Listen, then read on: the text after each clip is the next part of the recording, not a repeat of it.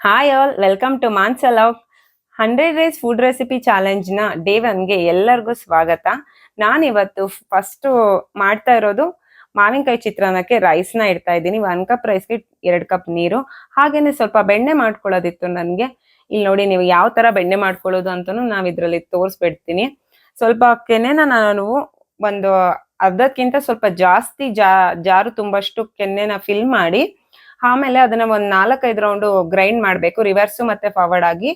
ಆವಾಗ ಬೆಣ್ಣೆ ಬಂದ್ಬಿಡತ್ತೆ. ನೀವು ನೋಡ್ತಾ ಇರ್ಬೋದು ಮಜ್ಜಿಗೆ ಮತ್ತೆ ಬೆಣ್ಣೆ ಎಷ್ಟು ನೀಟಾಗಿ ಸಪ್ರೇಟ್ ಆಗಿ ಬಂದಿದೆ ಅಂತ. ಇಲ್ಲಿ ನೀವು ನೋಡ್ದಂಗೆ ನನ್ ಬೆಣ್ಣೆ ಮಾಡೋದು ಮುಗ್ದೋಗಿದೆ, ಬೆಣ್ಣೆ ಕೂಡ ಬಂದಿದೆ. ಅದೇ ಬೆಣ್ಣೆ ಮಾಡಿರೋ ಜಾರ್ಗೆನೆ ಸ್ವಲ್ಪ ಶುಂಠಿ, ಬೆಳ್ಳುಳ್ಳಿ, 1 ಹಸಿ ಮೆಣಸಿನಕಾಯಿ, ಹಾಗೇನೆ ಸ್ವಲ್ಪ ಕರ್ಬೇವು, ಸ್ವಲ್ಪ ಜೀರಿಗೆನ ಹಾಕಿ ಅದಕ್ಕೆ ನಾನು ಪಾಲಕ್ ಸೊಪ್ಪನ್ನ ಸೇರಿಸ್ತಾ ಇದ್ದೀನಿ. ಇದು ಎಲ್ಲದನ್ನು ನೀಟಾಗಿ ತುಂಬಾನೇ ಸಣ್ಣಕ್ಕೆ ನಾವು ಗ್ರೈಂಡ್ ಮಾಡ್ಕೋಬೇಕು. ನೀಟಾಗಿ ಪೇಸ್ಟ್ ಆಗ್ಬೇಕು ಅದು. ಯಾಕಂದ್ರೆ ನಾನು ಇದನ್ನ ಚಪಾತಿ ಹಿಟ್ಟಿಗೆ ಸೇರಿಸ್ತೀನಿ. ಸಪ್ರೇಟ್ ಆಗಿ ಮಾಡ್ಕೊಟ್ರೆ ಮಕ್ಕಳು ತಿನ್ನಲ್ಲ. ನಮ್ಮನೇಲಿ ಇಬ್ಬಿಬ್ರು ಚಿಕ್ಕವ್ರು ಇರೋದ್ರಿಂದ ಈ ತರ ಸ್ವಲ್ಪ ಏನಾದ್ರೂ ಟ್ರಿಕ್ಕಿಯಾಗಿ ಯೋಚನೆ ಮಾಡಿ ಮಾಡ್ಕೊಳ್ತೀನಿ ನಾನು. ಇದನ್ನೇ ಪೇಸ್ಟ್ನ ನಾವು ಹಿಟ್ಟಿಗೆ ಸೇರಿಸ್ಬಿಟ್ಟು ಅದು ಎಷ್ಟು ಹಿಡಿಯುತ್ತೋ ಅಷ್ಟು ಹಿಟ್ಟನ್ನ ಚೆನ್ನಾಗಿ ನಾದ್ಕೋಬೇಕು. ಸ್ವಲ್ಪ ಉಪ್ಪು ಸೇರಿಸ್ಬೇಕು. ಯಾಕಂದ್ರೆ ನಾನು ನಾರ್ಮಲಿ ಹಿಟ್ಟಿಗೆ ಉಪ್ಪು ಹಾಕಲ್ಲ. ಈ ತರ ಏನಾದ್ರು ಡಿಫ್ರೆಂಟ್ ಆಗಿ ಮಾಡಿದಾಗ ಮಾತ್ರನೇ ನಾನು ಅದ್ರೊಳಗಡೆನೆ ಎಲ್ಲ ಮಸಾಲೆ ಆಡ್ ಮಾಡಿರೋದ್ರಿಂದ ಸಪ್ಪೆ ಆಗ್ಬಾರ್ದಲ್ವಾ, ಅದಕ್ಕೋಸ್ಕರ ನಾನು ಇಲ್ಲಿ ಮಾವಿನಕಾಯಿನ ಕಟ್ ಮಾಡಿ ಇಟ್ಕೊಂಡಿದ್ದೀನಿ. ಇದಕ್ಕೆ ಸ್ವಲ್ಪ ಖಾರದ ಪುಡಿ ಸೇರಿಸ್ತಾ ಇದ್ದೀನಿ ನೋಡಿ. ಅದಕ್ಕೆ ಸ್ವಲ್ಪ ಬೆಲ್ಲದ ಪುಡಿನೂ ಹಾಕ್ತಾ ಇದ್ದೀನಿ. ಹಾಗೇನೆ ಒಂದ್ ಸ್ವಲ್ಪ ಉಪ್ಪು ಕೂಡ ಹಾಕ್ತಾ ಇದ್ದೀನಿ. ಎಲ್ಲ ಹಾಕಿ ಒಂದ್ ರೌಂಡ್ ನೀಟಾಗಿ ಎಲ್ಲದು ಮಿಕ್ಸ್ ಆಗೋ ತರ ಮಾಡ್ತಾ ಇದ್ದೀನಿ ನೋಡಿ.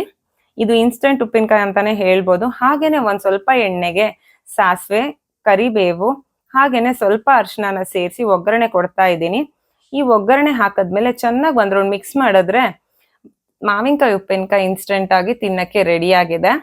ಹಾಗೇನೆ ಒಂದ್ ಬಾಣ್ಲಿಗೆ ಸ್ವಲ್ಪ ಎಣ್ಣೆ ಹಾಕಿ ಸ್ವಲ್ಪ ಉದ್ದಿನ ಬೇಳೆ ಹಾಗೇನೆ ಸ್ವಲ್ಪ ಕಡಲೆ ಬೇಳೆನ ಹಾಕಿ ಸ್ವಲ್ಪ ಫ್ರೈ ಮಾಡ್ತಾ ಇದ್ದೀನಿ.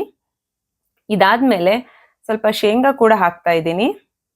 ಅದು ಕೂಡ ಸ್ವಲ್ಪ ಫ್ರೈ ಆಗ್ಬೇಕು. ಅದಾದ್ಮೇಲೆ ಸಾಸಿವೆ, ಅದಾದ್ಮೇಲೆ ಜೀರಿಗೆ, ಸ್ವಲ್ಪ ಕರಿಬೇವು, 1-2 ಹಸಿ ಮೆಣಸಿನಕಾಯಿ, ಸ್ವಲ್ಪ ನೀರುಳ್ಳಿ, 2 ನೀರುಳ್ಳಿ ಚಿಕ್ಕದು ಹೆಚ್ಚಿಟ್ಕೊಂಡಿದ್ದೀನಿ ನೋಡಿ ನಾನು. ಇದು ಚೆನ್ನಾಗಿ ಒಂದ್ ರೌಂಡ್ ಮಿಕ್ಸ್ ಆದ್ಮೇಲೆ ಸ್ವಲ್ಪ ಮಾವಿನಕಾಯಿ ಕೂಡ ಹೆಚ್ಚಿಟ್ಕೊಂಡಿದ್ದೀನಿ. ಇದನ್ನ ತುರಿದು ಕೂಡ ಹಾಕ್ತಾರೆ. ನಮ್ಮ ಮನೇಲಿ ನಾವು ಈ ತರ ಇಷ್ಟಪಡ್ತೀವಿ, ಅದಕ್ಕೆ ನಾವು ಈ ತರ ಮಾವಿನಕಾಯಿ ಚಿತ್ರಾನ್ನ ಮಾಡ್ತೀವಿ. ಸ್ವಲ್ಪ ಅರಿಶಿನ ಹಾಕಿ ಎಲ್ಲದನ್ನು ಮಿಕ್ಸ್ ಮಾಡಿ ಸ್ವಲ್ಪ ಉಪ್ಪು ಹಾಕ್ಬಿಟ್ರೆ ಮಾವಿನಕಾಯಿ ಚಿತ್ರಾನ್ನದ ಒಗ್ಗರಣೆ ರೆಡಿ ಆಯ್ತು. ಅನ್ನ ಕೂಡ ಎಷ್ಟು ಚೆನ್ನಾಗಿ ಅಳ್ಳಿದೆ ನೋಡಿ. ಅಕ್ಕಿ ನೀಟಾಗಿ ಅಳ್ಳಿ ಬೆಂದಿದೆ ಇದ್ರಲ್ಲಿ. ಹಾಗೇನೆ ಸ್ವಲ್ಪ ಉದುರು ಕೂಡ ಆಗಿದೆ. ನಾನು ಅದಕ್ಕೆ ಮುಟ್ಟು ನೋಡಿದೆ ತುಂಬಾ ಗಟ್ಟಿ ಏನಾದ್ರು ಬಂದ್ಬಿಡ್ತಾ ಅಂತ. ಇಲ್ಲ, ತುಂಬಾನೇ ಸಾಫ್ಟ್ ಆಗಿ ತುಂಬಾ ಚೆನ್ನಾಗಿ ಬಂದಿದೆ.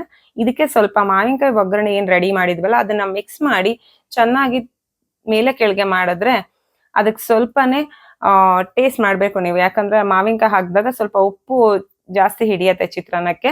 ಸೊ ಟೇಸ್ಟ್ ಮಾಡಿ ಬೇಕಾದ್ರೆ ಮೇಲಿಂದ ಹಾಕೋಬಹುದು. ಸ್ವಲ್ಪ ಕೊತ್ತಂಬರಿ ಹಾಕೊಂಡ್ರೆ ಮಾವಿನಕಾಯಿ ಚಿತ್ರಾನ್ನ ತಿನ್ನಕ್ಕೆ ರೆಡಿ ಆಗಿರುತ್ತೆ. ಸ್ವಲ್ಪ ಹುಳಿ, ಸ್ವಲ್ಪ ಖಾರ, ಸ್ವಲ್ಪ ಸಿಹಿ ಅನ್ನೋ ತರ ತುಂಬಾನೇ ಚೆನ್ನಾಗಿ ಬರುತ್ತೆ.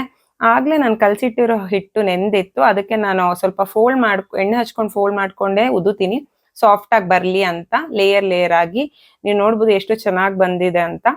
ಮಕ್ಕಳು ಕೂಡ ತುಂಬಾನೇ ಖುಷಿಯಾಗಿ ಇದನ್ನ ತಿಂತಾರೆ.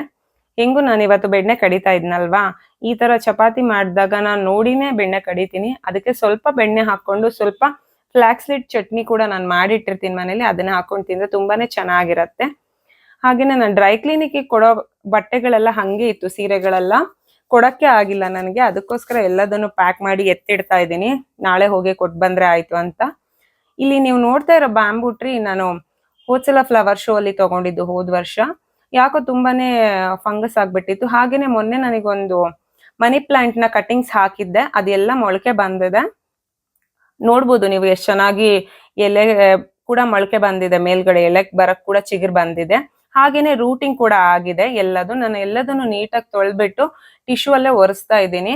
ಬಟ್ಟೆಯಲ್ಲಿ ಜೋರಾಗಿ ಒರ್ಸಕ್ ಹೋಗಿ ಪೆಟ್ಟಾಗ್ಬಾರ್ದಲ್ವಾ, ಮೊಳಕೆ ಬಂದಿರೋ ರೂಟ್ಸಿಗಾಗಿರ್ಬೋದು ಹಾಗೇನೆ ಚಿಗುರಿಗಾಗಿರ್ಬೋದು. ಅದಕ್ಕೋಸ್ಕರನೇ ನಾನು ಟಿಶ್ಯೂನ ಯೂಸ್ ಮಾಡ್ಕೊಂಡು ನಿಧಾನಕ್ಕೆ ಎಲ್ಲದನ್ನು ಕ್ಲೀನ್ ಮಾಡ್ತಾ ಇದ್ದೀನಿ.